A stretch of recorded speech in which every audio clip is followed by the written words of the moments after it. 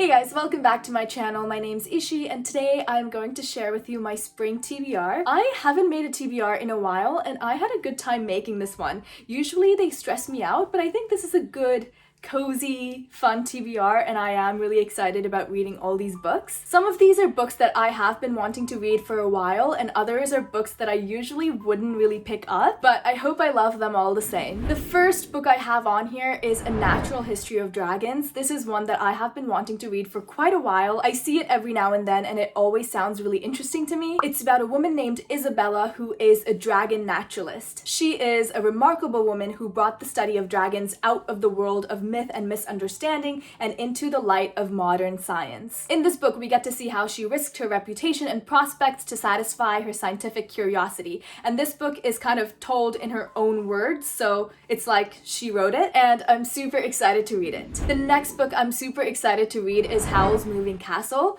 Howl's Moving Castle is one of my favorite Studio Ghibli movies, and I have heard that the book is significantly different from the movie, so I'm super interested in seeing how things are different. And yes, the movie was based on the book. It's about a girl named Sophie who is the eldest of 3 daughters and she is destined to fail miserably should she ever choose to leave home and seek out her fate. She attracts the attention of the Witch of the Waste who puts Sophie under this horrid spell that turns her into an old lady. Her only chance at breaking the spell lies at Howl's Moving Castle, so she has to go to this castle and deal with Howl. And this summary more or less sounds very similar to the movie, so I can't wait to find out what's different about the book. The next book on my TBR is Emily Wilde's Encyclopaedia of Faeries. I've seen this floating around on BookTube, but I don't really know much about it. It's about a professor who journeys to a small town to study fairy folklore, and there she ends up finding dark fae magic and friendship and love. Our main character is Emily Wilde, and she is the expert on the study of fairies. She also has an insufferably handsome academic rival named Wendell. He is also present in the small town and manages to charm all the townsfolk, and also gets in the way of Emily's studies. As Emily gets closer and closer to uncovering the secrets of the hidden ones, who are the most elusive of fairies, she finds herself on the trail of another mystery. Who is her academic rival Wendell, and what does he really want? To find the answer, she'll have to unlock the greatest mystery of all, her own heart. The overall premise kind of sounds similar to The History of Dragons, which might be why I'm interested in this book too. I think this one is more popular and has a slightly better rating than History of Dragons, so we'll see what I think. Usually though, I don't really look at ratings that much before I start reading a book. The next book on this TBR is Heart of the Sun Warrior. This is book 2 after Daughter of the Moon Goddess. I read Daughter of the Moon Goddess last year and I absolutely loved it. It was a 5-star read, which is why I'm super excited to get into the second book. It came out at the end of last year in like November and I just haven't had the chance to get to it yet. Daughter of the Moon Goddess is about this girl named Xingyin who grew up on the moon unaware that her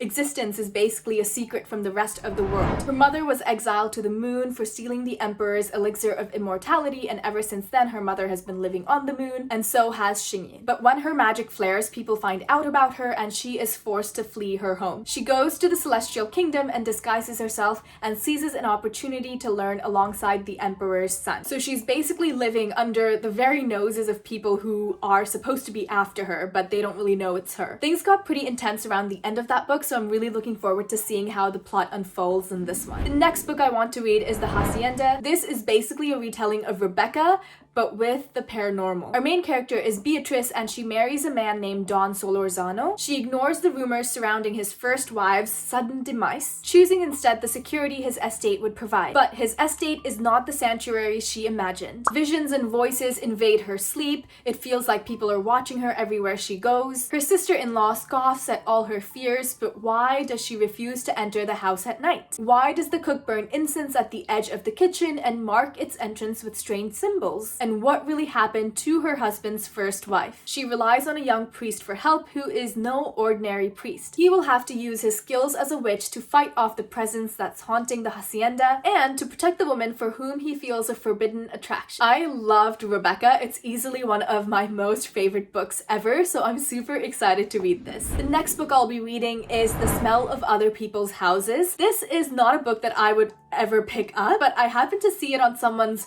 wrap up or maybe like someone's book recommendation video. I can't remember who it was, and it sounded kind of interesting, so I thought I'd give it a shot. It takes place in Alaska in 1970, and there are a bunch of different main characters that we follow, I think. Ruth has a secret she can't hide forever. Dora wonders if she can ever truly escape where she came from. Alice is trying to reconcile her love for dance with the life that she's always known on her family's boat. Hank and his brothers are trying to decide if it's safer to stay at home than to run away. And the lives of these very different people are about to become entangled. To me, this sounded very similar to The Miracles of the Namiya General Store, which is another book that I really love, and so it caught my attention. Maybe I've just been out of the loop, I don't know, but I've not seen that many people talk about this book, so I can't wait to read it, and I hope I like it. The next book I want to read is The Song of Achilles, which I have read once before in like 7th grade, I think, maybe 8th, but it's been a long time. I just bought a copy of it a while back, so I really wanted to read it again and annotate it. This is a retelling of the Iliad, and we follow Achilles, who is the son of Thetis and a legendary king,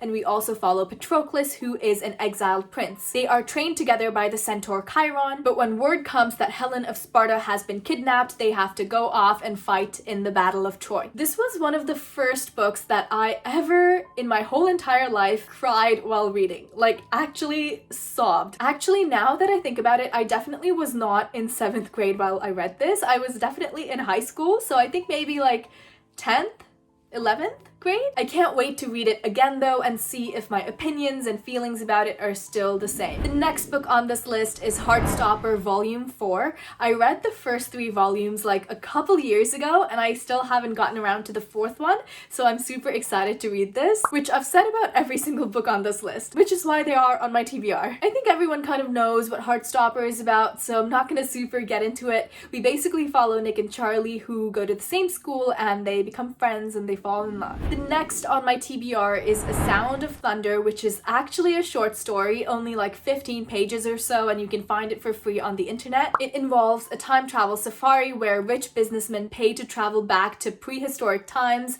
and hunt real live dinosaurs. The reason I want to read this is because this short story is often credited for the term butterfly effect. The butterfly effect is a concept of chaos theory, which basically states that the flapping of a butterfly's wings in one part of the world can basically result in a hurricane on the other side of the globe. In the short story, the author explains how the death of a butterfly in the past could have drastic impact on the future, and overall I find this concept to be super interesting, which is why I really want to read the short story. And last but not least, I want to read Uprooted. This is a retelling of something, I forget what, but it's been on my TBR for a really long time. Our main character lives in a quiet village in the valley surrounded by forests, and she loves it. But the corrupted wood stands on the border and it's very dangerous. The people of the village rely on a cold-driven wizard known only as the dragon to keep the power of the wood at bay. But he demands a terrible price for it. One girl to be handed over to him to serve him for 10 years. The next choosing is fast approaching, and our main character is afraid that the dragon will choose her best friend, and there might be no way to save her. I wish I remembered what this is a retelling of, because the summary really doesn't ring a bell. I have read Spinning Silver by the same author, and I really loved it. It was a retelling of Rumpelstiltskin, I believe, and ever since I read that, I have been wanting to pick this one up too. Hopefully I like it just as much. Those are all of the books on my spring TBR, and I'm super excited for them because most of them are books that I normally wouldn't pick up. They're kind of outside of my usual genre. And yes, most of them are fantasy, but even within the fantasy genre, there are certain types of books that I gravitate towards. And these books are different from those books. Please let me know if you have read any of these and what you thought about them. I have some of them on hold at my library already, so I can't wait for them to come through. Anyway, that's all for this video. My name's Ishi. Thank you so much for spending time with me, and I hope your day is as wonderful as you are.